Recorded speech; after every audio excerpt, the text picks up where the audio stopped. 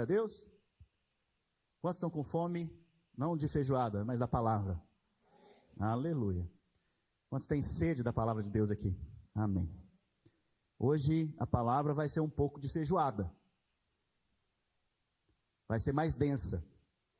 Então eu peço que você preste muita atenção. E eu já vou avisar para os líderes, né, para você, ao compartilhar na célula essa palavra, compartilhe aquilo que o Espírito Santo tocou você aqui. Não procure compartilhar tudo, porque não vai dar tempo. Mas, você que está aqui comigo agora, eu quero que você preste muita atenção no que eu vou compartilhar com você.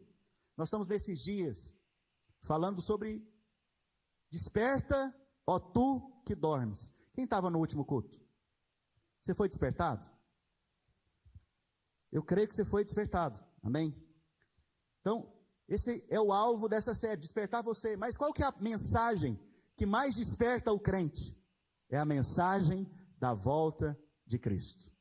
Essa é a mensagem que nos desperta, que nos faz acordar para entender o tempo que nós estamos vivendo. Nós estamos vivendo o tempo do fim.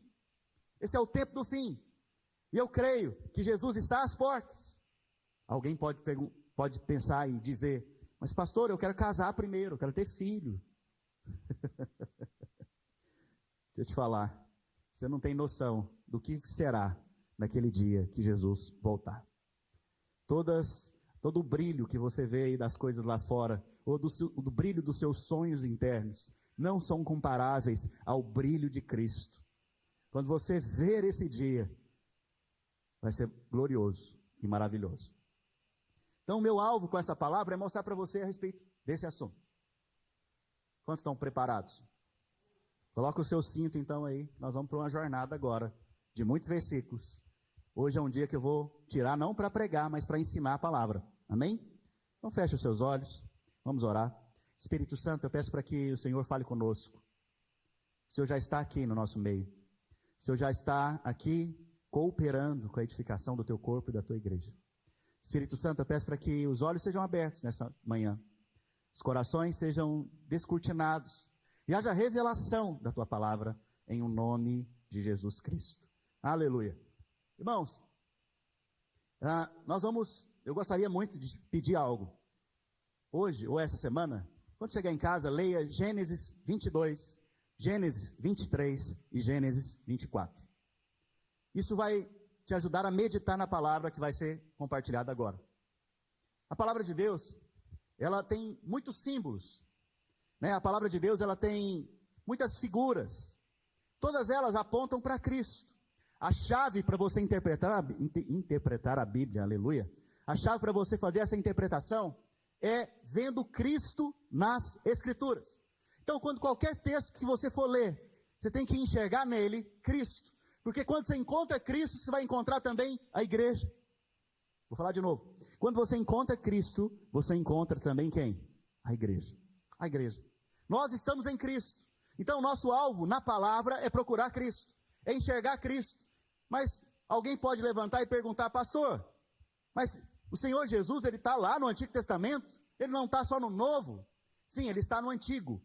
O Antigo Testamento, na verdade, ele tem o Novo dentro dele, coberto.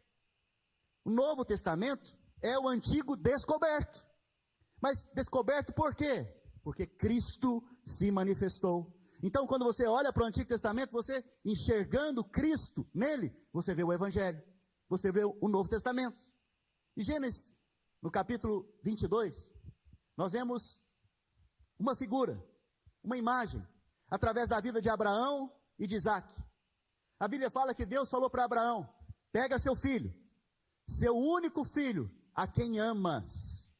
Algumas versões dizem o seu filho querido e único que você ama.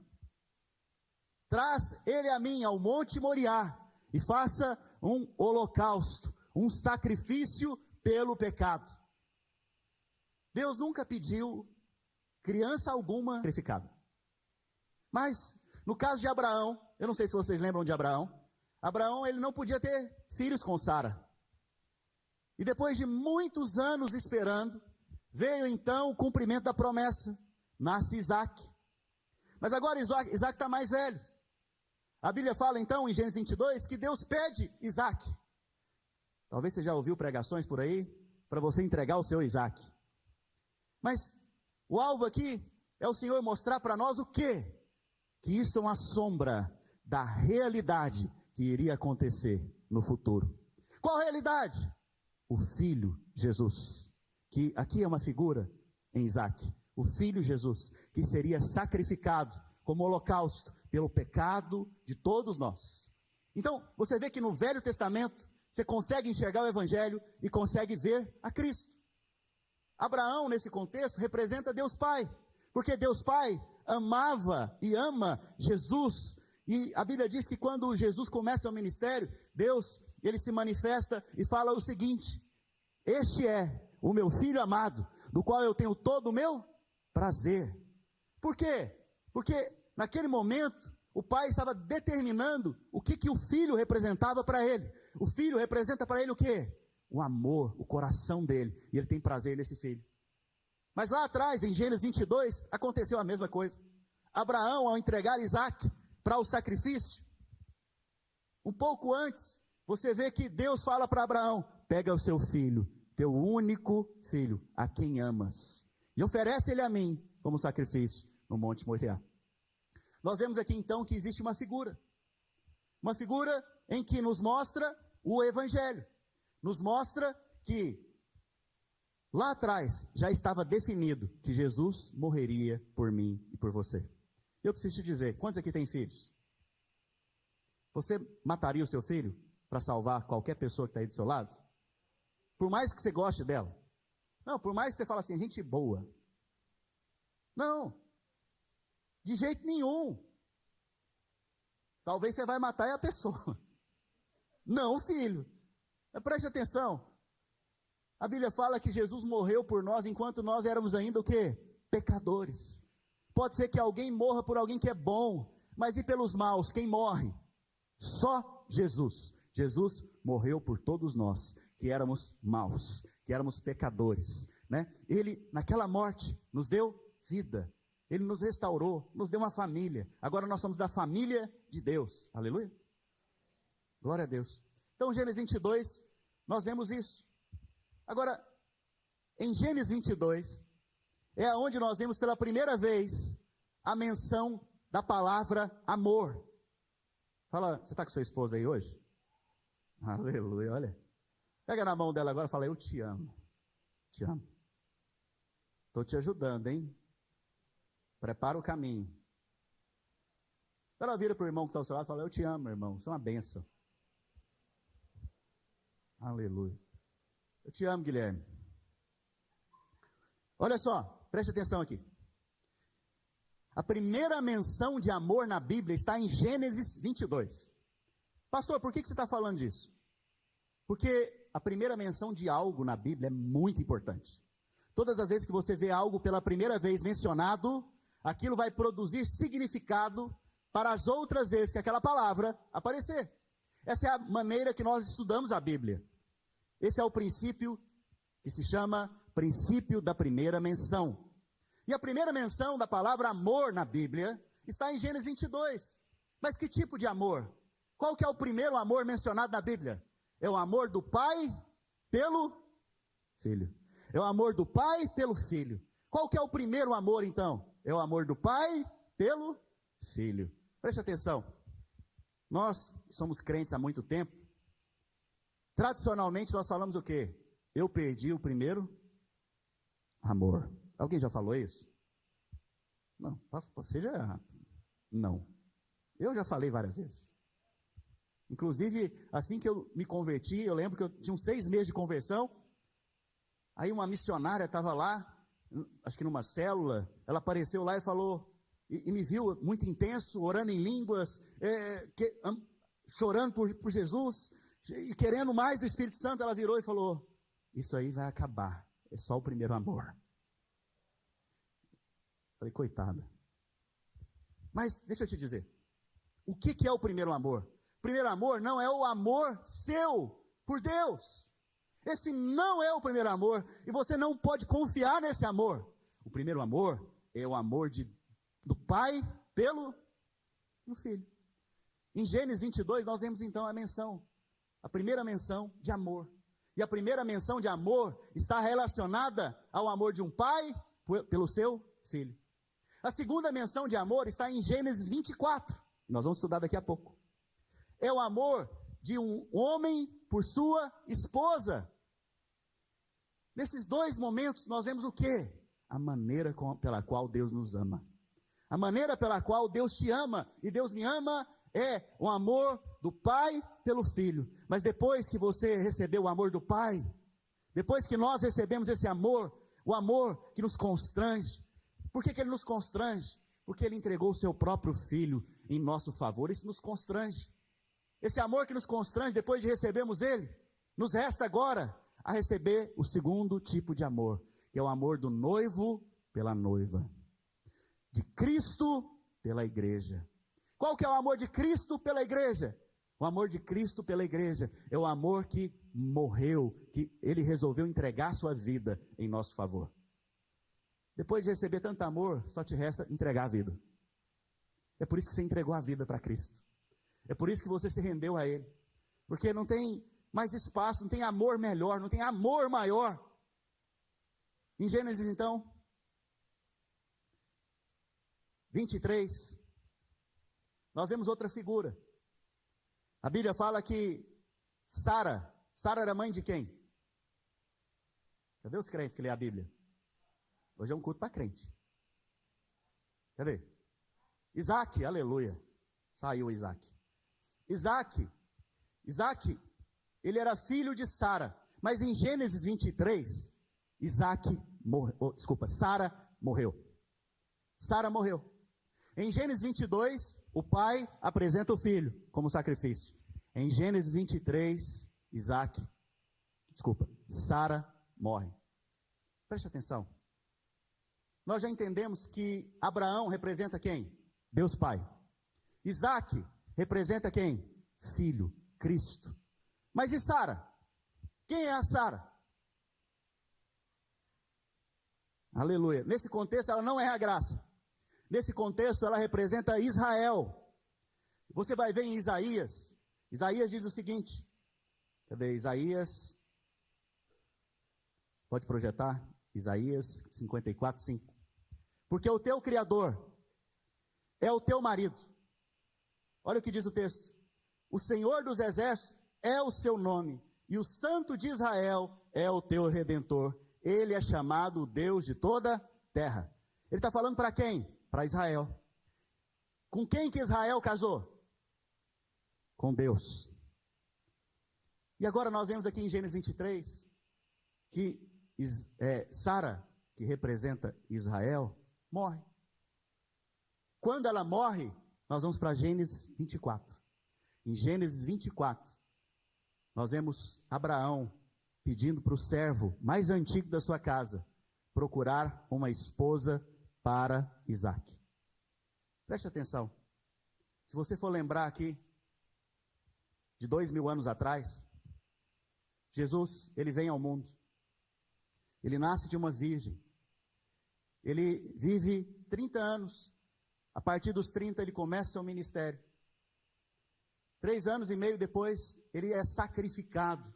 O Filho de Deus é sacrificado em nosso favor. Antes de morrer, ele profetizou que Israel iria acabar. 70 anos depois dessa profecia, Israel não existiu mais. Israel voltou a existir quase 2000 anos depois. Mas quando Israel parou de existir, quem que surge? A igreja. Vocês estão comigo, gente? Em Gênesis 22, nós vemos o sacrifício. Em Gênesis 23, nós vemos que Israel morre. Mas em Gênesis 24, nós vemos o Espírito Santo, ou o servo, já contei para vocês o que ele representa. O servo, buscando Rebeca, que representa a igreja. Viram cada pessoa? O Pai, o Filho, Israel, o Espírito Santo e a igreja. Vamos estudar isso agora? Juntos? Gênesis 24. Gênesis 24 é o maior capítulo do livro de Gênesis. Vocês estão comigo, gente? Hoje é um culto de ensino, eu já te falei isso, nem? Fica ligado aqui. Gênesis 24 é o maior capítulo do livro de Gênesis. Qual que é o capítulo da criação? Onde que Deus criou todas as coisas? Qual o capítulo? A cola. Capítulo 1. Capítulo 1 tem cerca de 32 versículos, ou 31, não me recordo agora. Mas é entre esses dois. Quantos versículos foram gastados para mostrar a criação? Deus criou os céus e a terra. Deus criou o sol e as estrelas. Deus criou o mar, criou os pássaros, criou os animais. Tudo isso foram 31 versículos. Mas para falar da igreja, para falar a respeito de mim e de você, ele está gastando agora 67 versículos. Para mostrar o quê? Porque nada está na Bíblia por um acaso. Nada está lá porque é uma coincidência. Não, ali tem algo planejado. O Espírito Santo planejou algo. E ele está dando ênfase naquilo que é importante para ele. A criação, ela é importante, mas não é o mais importante. O que é mais importante para o Senhor é a igreja. Sou eu e sou você. Por causa de nós que Jesus morreu. Foi por minha causa e por sua causa que ele morreu. Você vê então em Gênesis 1, a mão de Deus. Gênesis 1, a criação de Deus. O que Deus fez está em Gênesis 1. Mas em Gênesis 24, você vê o coração de Deus. Você sabia que o coração move a mão? Vou falar de novo para você pegar. O coração move a mão. O que faz você fazer algo por alguém? O seu coração. A mão não se move sozinha. O que moveu a mão de Deus foi a redenção do homem. O que moveu o Senhor foi a redenção do homem. Foi a redenção minha e sua. O gerar a igreja, que está lá em Gênesis 24. Vocês estão comigo, gente? Qual que é a coisa mais importante para Deus então? A igreja. Qual que é a coisa mais importante para o Senhor? Eu e você. Porque foi por nossa causa que Ele deu o seu filho. Sabe, você tem que se sentir privilegiado. Porque você não tem nada para dar para Ele. Você não tem nada que você possa dar para Deus, porque Ele tem tudo. Nada. Mas Ele olhou em nós com um olhar de graça. O que é graça? É favor imerecido. Nós não merecíamos ser tratados assim, como gente especial, como gente nobre, como gente que Ele quer colocar em lugares altos. Nós não merecíamos. Eu não merecia, você não merecia. Mas um dia Ele olhou para nós com muita graça e falou: é esses que eu escolhi, é esses que eu quero para mim, é esses que eu vou salvar, é para esses que eu vou me entregar, é com esses que eu vou casar. Meu Deus do céu. Deixa eu te falar, as irmãs principalmente gostam de histórias de amor. Quantos gostam de história de romance, de amor? Os outros estão com vergonha. Os homens nem levantam a mão porque... Mas eu tenho certeza que vocês gostam de histórias de amor, de romance. Mas eu tenho que te contar uma coisa. A maior história de amor da história é a história de um Deus que é pai pelo seu filho. Sabe, a maior história de amor da história é de um Deus que é o nosso noivo pela sua noiva. Percebe? Essa é a história de amor, esse é o romance da Bíblia. Do início ao fim é a respeito desse romance. De Gênesis a Apocalipse é a história de amor de Deus pelo homem. E de Deus querendo atrair a atenção da sua igreja. Eu espero que hoje você seja atraído ao seu noivo. A Bíblia diz então, em Gênesis 24, 1, dá um sorriso para a pessoa que está ao seu lado. Fala para ele: você é muito amado por Deus. Agora abra sua Bíblia. Fala para ele agora, abra sua Bíblia. Gênesis 24, verso 1. Olha o que diz Gênesis 24, verso 1, e nós vamos ler muitos versículos agora. Era Abraão já idoso, bem avançado em anos, e o Senhor em tudo o havia abençoado. Preste atenção. Eu fico maravilhado com a palavra de Deus. Porque, olha a característica de Abraão. Era alguém o quê? Muito abençoado. Em alguma área, era abençoado só no casamento? Era abençoado só nos empreendimentos? Ele era abençoado em tudo. Essa mesma bênção está reservada aos filhos de Abraão, que somos nós. Então, você e eu somos abençoados em todas as coisas. E a Bíblia diz mais: nós temos todas as bênçãos reservadas a nós nas regiões celestiais, em Cristo, todas. O que tem a ver com Abraão tem a ver com a sua vida e com a minha vida. E olha o verso 2. Disse Abraão ao seu servo mais antigo. Deixa eu te ensinar algo. Todas as vezes que na Bíblia aparece a palavra servo, sem nome, é uma figura do Espírito Santo. E aqui ficou mais claro para nós, porque é o servo mais antigo. Servo mais antigo. Isso aqui é uma figura da terceira pessoa da Trindade, o Espírito Santo. Nós já vimos então o Pai, o Filho e o Espírito. Vimos também Israel, e vamos ver também a igreja se manifestando. E olha o que ele diz. Isso aqui é uma conferência celestial, irmãos. Isso aqui é uma conferência divina. É a reunião do Pai com o Espírito Santo para trazer o quê? Vamos ver? Põe a mão debaixo da minha coxa. Me jura, me promete. Verso 3. Para que eu te faça jurar pelo Senhor, Deus do céu e da terra, que não tomarás esposa para meu filho das filhas dos cananeus, entre as quais habito. Verso 4. Mas irás à minha parentela, e daí tomarás esposa para Isaque, meu filho. Se Isaque representa Cristo, é esposa para quem? Para a igreja. De Cristo, a esposa de Cristo, que é a igreja. Preste atenção. Você percebe que o Pai enviou o Espírito Santo para produzir, ou para atrair uma esposa para Cristo, sem ruga e sem mácula. O Espírito Santo está aqui hoje, presente, está aqui no nosso meio, está dentro de nós. Ele está nos atraindo através das histórias do nosso Isaque. Alguém já viu Isaque aqui? Alguém já viu Jesus? Fisicamente, alguém já viu Jesus? Não. O que você sabe a respeito de Jesus? Você sabe as histórias que o Espírito Santo nos conta.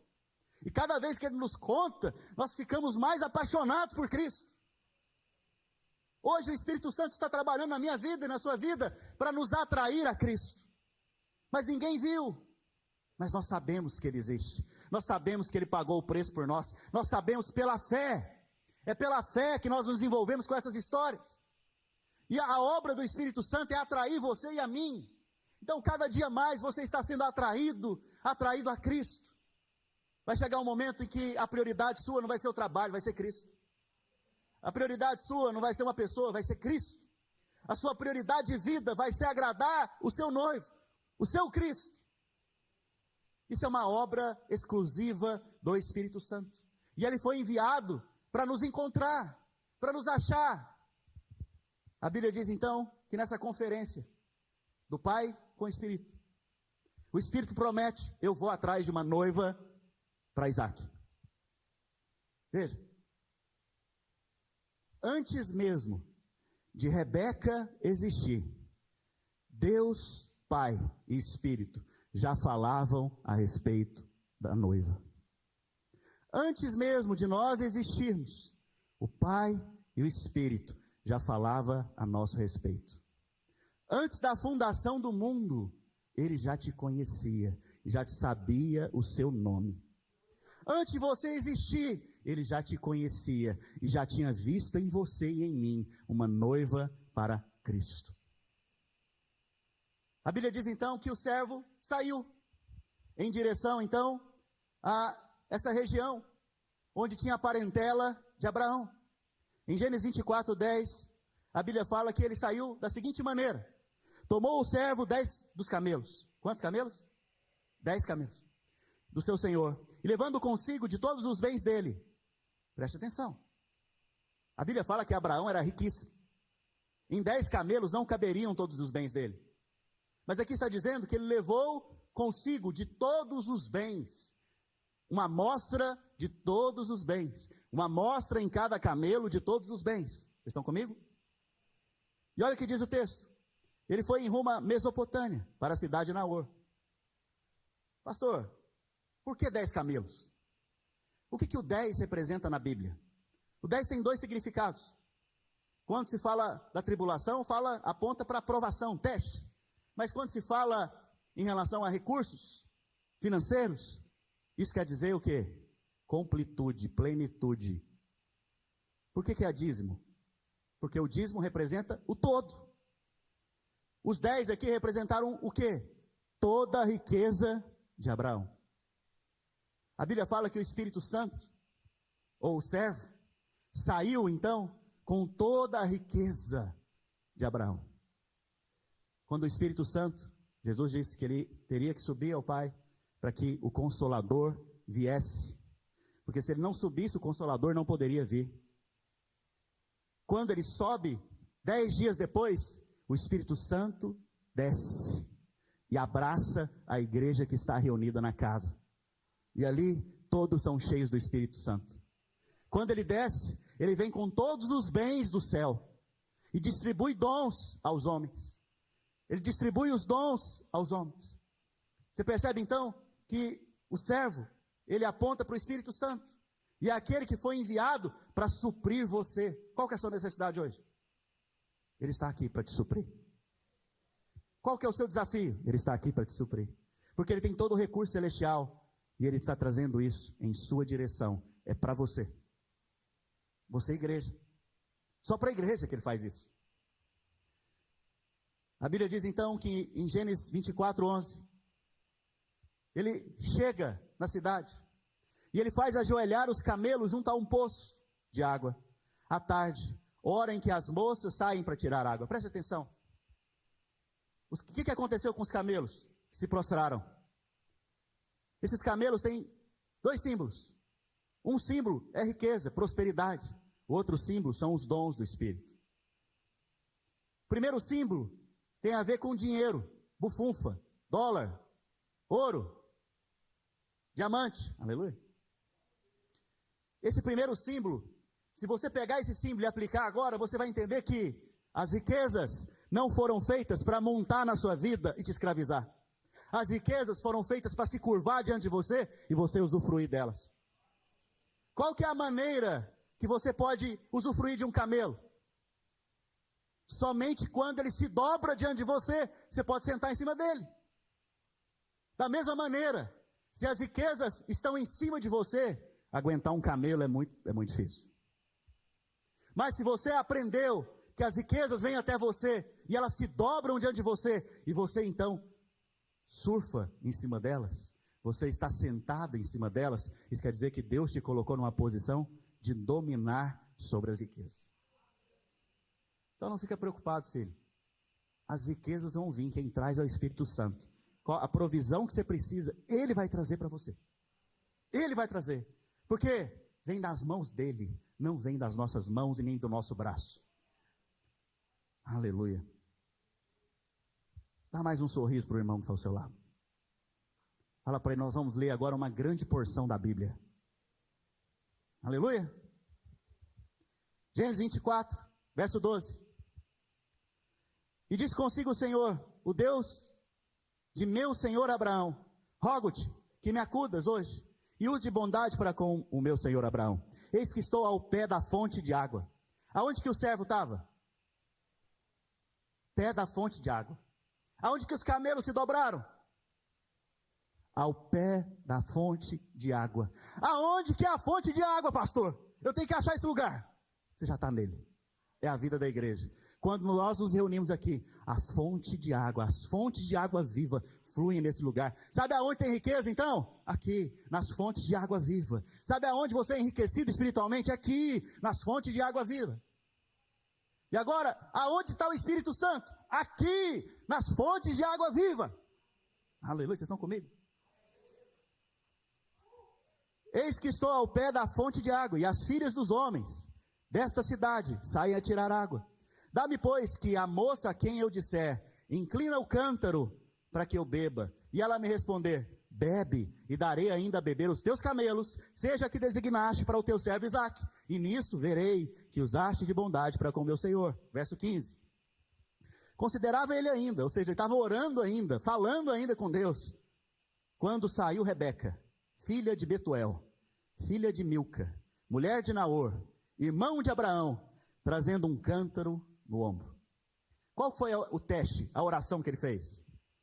Senhor, eu estou aqui nas fontes de água. Aquela irmã que sair aqui, aquela que sair aqui agora, e eu pedi a água para ela, eu pedir água para ela, ela fala, eu vou alimentar inclusive, não só você, mas os seus camelos também, seja essa que o Senhor escolheu para a esposa de Isaac.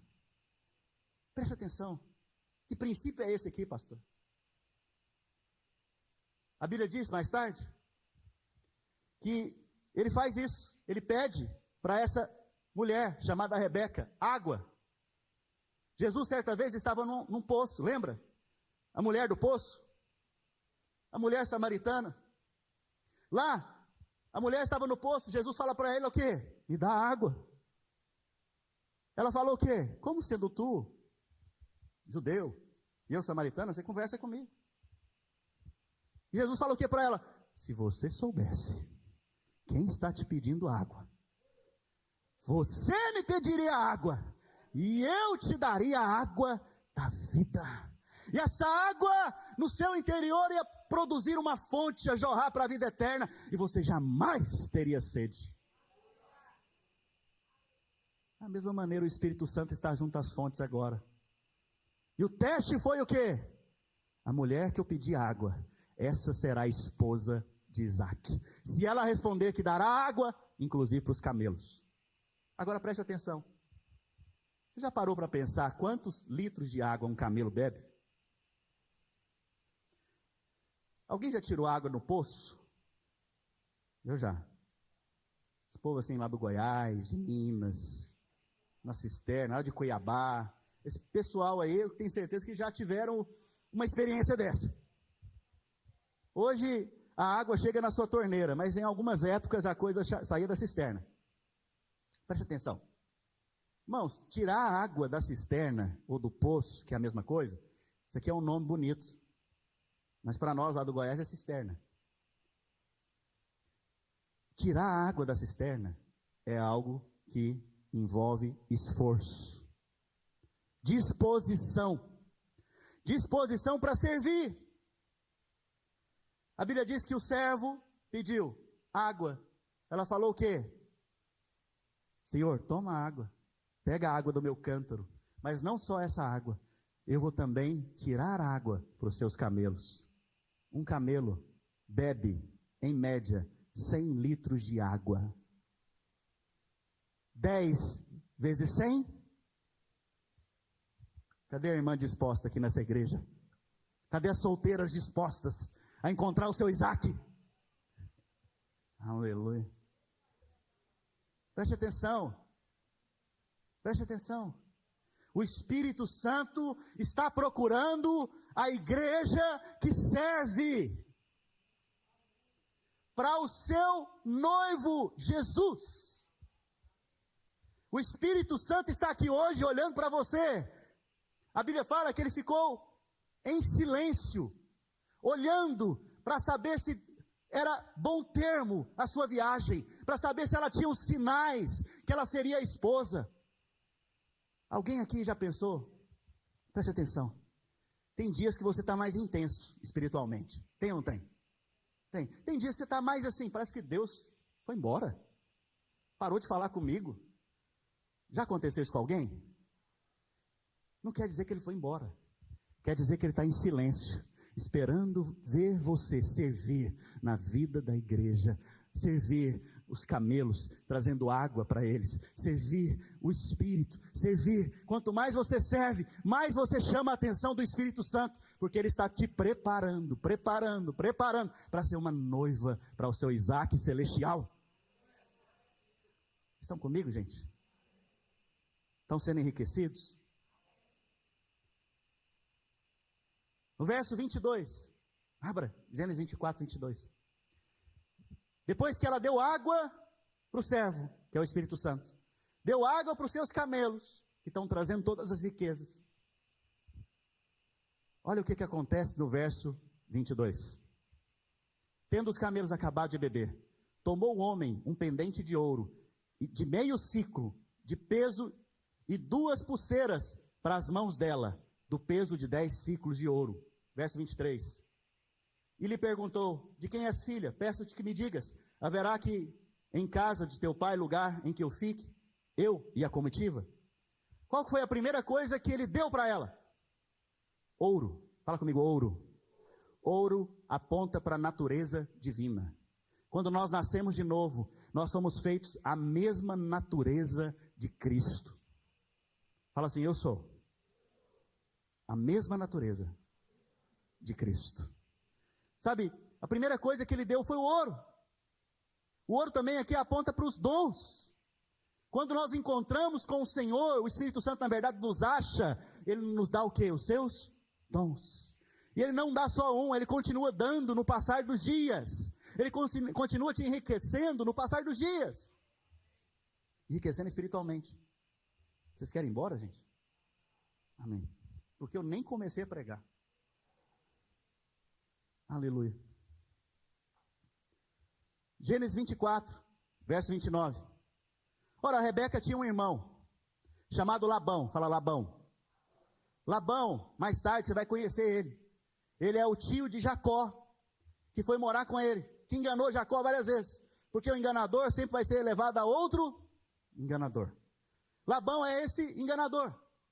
A Bíblia fala que ele era irmão de Rebeca. Deixa eu te falar uma coisa. Quantos aqui foram achados pelo Espírito Santo? Sabe qual que é a promessa? Não vai ficar só em você não. Você e sua casa servirão ao Senhor. Veja.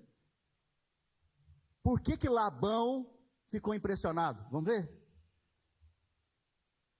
Este correu a encontro. Ora, Rebeca tinha um irmão chamado Labão. Este correu ao encontro do homem junto à fonte, o servo. Pois quando viu o pendente e as pulseiras nas mãos da sua irmã, tendo ouvido as palavras de Rebeca, sua irmã, que dizia, assim me falou o homem, foi Labão ter com ele, o qual estava em pé junto aos camelos, junto à fonte. O que chamou a atenção de Labão? Dinheiro. Mas vamos colocar isso espiritualmente? O que vai chamar a atenção das pessoas lá fora? A manifestação dos dons do Espírito Santo na sua vida. Lá na sua casa, a manifestação dos dons do Espírito Santo na sua vida. Eu me lembro, eu tinha 1 ano de conversão, meus avós, eles estavam passando mal, e eu cheguei lá na casa deles, como um dia qualquer, para visitá-los, e eles de repente falaram, Júnior, porque eles me chamavam de Júnior, nós estamos passando mal, você não quer orar por nós? Eu falei, claro, vou. Agora, feche os olhos aí. Peguei na mão dos dois e falei, Senhor, através do teu Espírito, cura agora meu avô e minha avó. Imediatamente eles foram curados. Sabe o que aconteceu com o patriarca da família, que era católico, apostólico, romano, religioso, e levou todo mundo para a igreja católica? Nada contra. Sabe o que aconteceu com ele? Mais tarde, 2 meses depois, batizou, entregou a vida para Jesus, e os outros tios ficaram tudo revoltados comigo, porque eu passei para os crentes e levei ele. Por que eu estou te dizendo isso? No dia que você nasce de novo, a sua família, a sua casa é abençoada. Os seus têm a oportunidade de experimentar do Espírito Santo, da presença de Deus. A hora que você chega naquele ambiente, a presença de Deus está ali, aquele ambiente muda, as pessoas percebem glória na sua vida, percebem o ouro na sua vida, percebem algo diferente que eles não conseguem nem explicar. Paz, alegria, virtude sai de você para eles. Então até eles são abençoados. Agora, no verso 50, então responderam Labão e Betuel, isto procede do Senhor, nada temos a dizer fora da verdade. Labão e Betuel, o pai e o irmão de Rebeca, ao verem todas essas coisas, o que eles disseram? É verdade, é verdade. Sabe o que vai ser o testemunho da sua família? Ao verem na sua vida a obra do Espírito Santo, eles vão falar, é verdade, Jesus morreu por ela e morreu por nós também. Eles também vão experimentar a salvação. Ela e a casa dela estavam sendo impactadas pela presença do Espírito Santo do servo e pelos dons do Espírito que estavam na vida dela. Da mesma maneira eu profetizo da sua vida, a sua casa, seus familiares, seus amigos estão sendo impactados pela sua vida, pela presença do Espírito Santo na sua vida, pelos dons do Espírito Santo na sua vida. A Bíblia diz então que eles ouviram tudo isso e creram. Mas agora, que eu vou começar a pregar, meio-dia e 15, normalmente eu termino esse horário, só para te dar mais fome para comer feijoada. Põe a água no feijão aí, gente. Gênesis 24, 52, eu estou encerrando. Pode ficar tranquilo. Não fica ansioso por coisa alguma. Não fica ansioso por coisa alguma. Verso 52. Tendo ouvido o servo de Abraão tais palavras, prostrou-se em terra diante do Senhor, tirou joias de ouro, de prata e vestidos, e os deu a Rebeca. Veja, quanto mais testificar da verdade há no nosso meio, mais joias de ouro, prata, vestidos, mais enriquecidos nós somos como igreja. Quanto mais testificar, crer na promessa, quanto mais nós cremos, mais enriquecidos nós somos. Mas não só nós, olha só o que diz o texto. Também deu ricos presentes a seu irmão e a sua mãe. Até os membros da sua casa vão ser enriquecidos, presenteados pelo Senhor. É aquele dia que você vai orar por eles, vai acontecer um milagre, Deus vai abrir uma porta. É aquele dia que você vai ser usado por Deus para liberar uma palavra e a paz vai brotar no coração. É aquele dia que a pessoa está com alguma enfermidade, você vai orar e a riqueza de Deus vai vir, vai curá-la. Você vê que está acontecendo isso. Verso 54. Depois comeram. O que eles fizeram agora? Comeram. O que nós vamos fazer daqui a pouco? Não esquece não. Comeram, beberam, ele e os homens que estavam com ele, e passaram a noite. O Espírito Santo passou quanto tempo lá nessa casa? Passou a noite. Passou a noite. Preste atenção. A Bíblia fala que Jesus vai vir como a estrela da manhã. Por isso ele é a nossa estrela da manhã. Por que se chama a estrela da manhã? É a primeira estrela que aparece de madrugada, quando está de manhãzinha. O Espírito Santo permaneceu na casa de Rebeca, que é uma figura da igreja, durante a noite. Mas olha o que aconteceu. Um detalhe. Eles comiam e... Mateus 24, 38 diz: porquanto assim como nos dias do dilúvio, anteriores ao dilúvio, comiam, bebiam, casavam e davam-se em casamento, até o dia que Noé entrou na arca e veio o dilúvio. O que está acontecendo aqui durante a noite? Comiam, bebiam e davam em casamento, até que veio o dilúvio. O Espírito Santo vai levar a igreja. O Espírito Santo vai levar a Rebeca. Vocês estão comigo aqui, gente? Não fica ansioso não, essa é a melhor parte aqui da pregação. Então presta atenção. Madrugada. Verso 7. Qual que é a hora de madrugada? Nós vivemos o tempo mais escuro da nossa cultura, da nossa sociedade, dos nossos dias. Onde o certo virou errado. E o errado virou certo. São tempos de escuridão no nosso meio. Lá fora é escuridão, mas para o povo de Deus há luz. E de madrugada, verso 7, Gênesis 24, 7. O Senhor, 7 não, desculpa. 38, 39.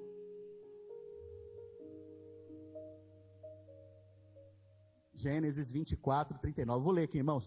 De madrugada, quando se levantaram, disse o servo: permiti que eu volte ao meu senhor. Eu creio que nós vivemos o tempo do fim. Quantos creem? Nós vivemos o período mais escuro da história, mas nós cremos que está amanhecendo. O dia está começando a querer raiar, e a estrela da manhã está ali, que aponta para Jesus. Eu creio nisso. Nesse momento, o servo está dizendo: eu preciso ir embora. Quem que está dizendo que precisa ir?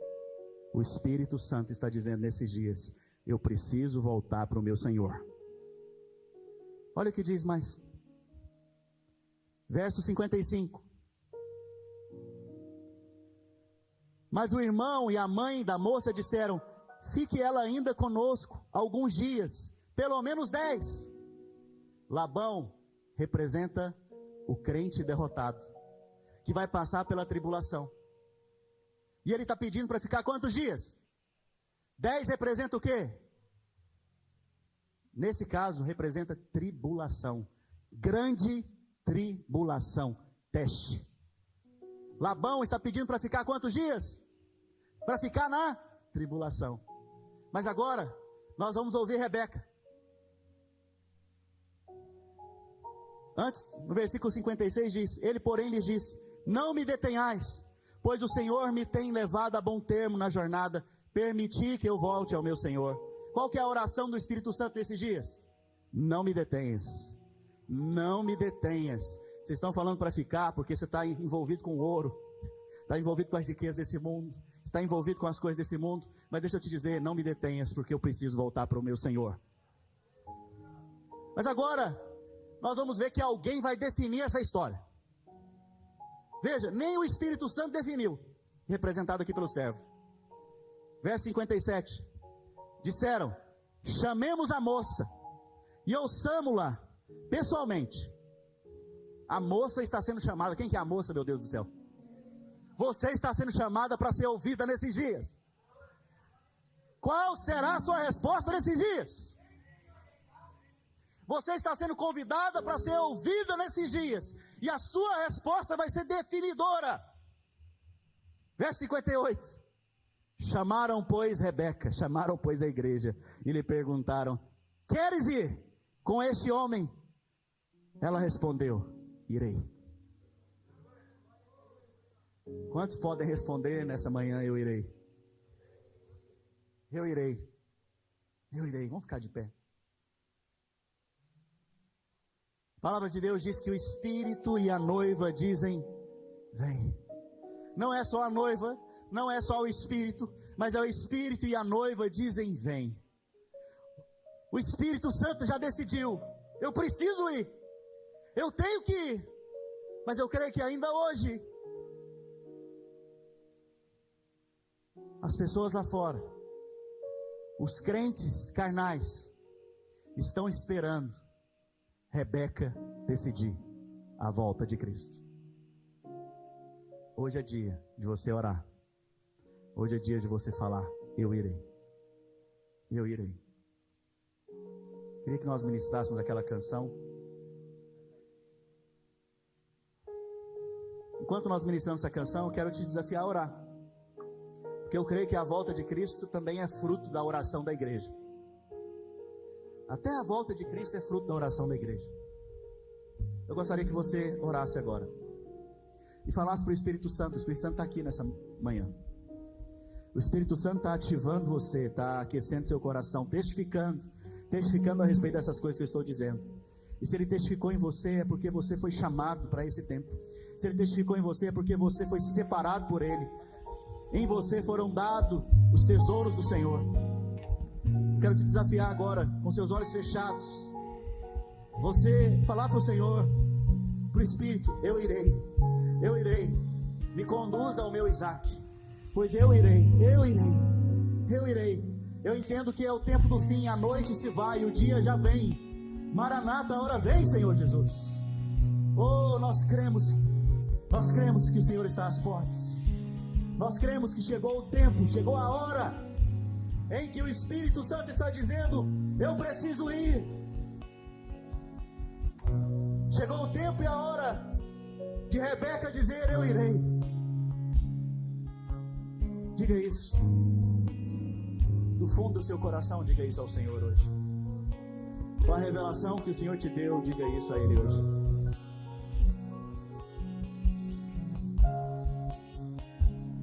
Mas a igreja será arrebatada num piscar de olhos, acontecerá.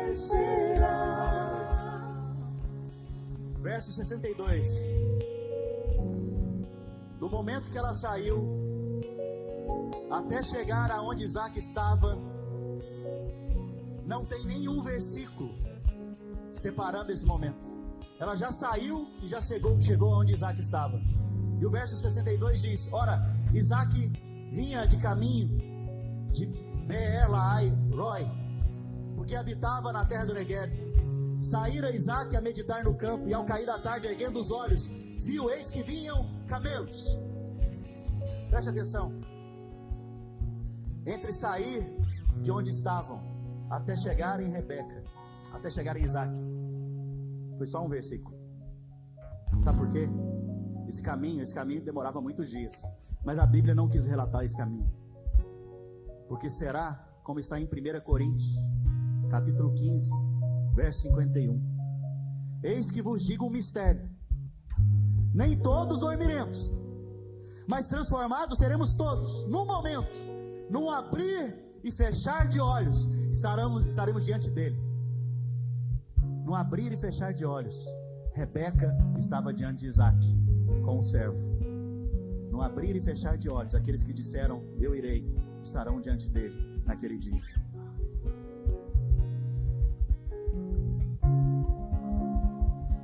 Mas a igreja será arrebatada num piscar de olhos, acontecerá.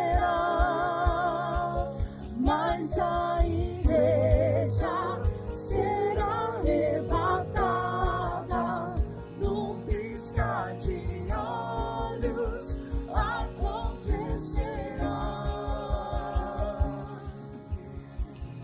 Jesus no céu vai aparecer e todo joelho se dobrará e toda língua confessará.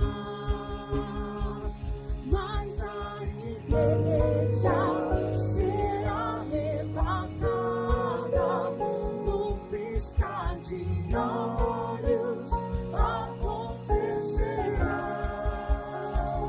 Mas a igreja será arrebatada num piscar de olhos, acontecerá.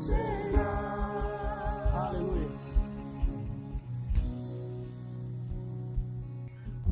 Senhor, que haja um despertar no meio do teu povo. Que a igreja, nesses dias, acorde para a volta de Cristo. Esteja com o azeite sobrando nas botijas, nas vasilhas, para aquele dia. Que haja disposição para ir. Disposição, que nada se prenda, a nada se prenda nesse mundo, mas haja disposição, esteja pronta para sair, pronta para sair, pronta para sair.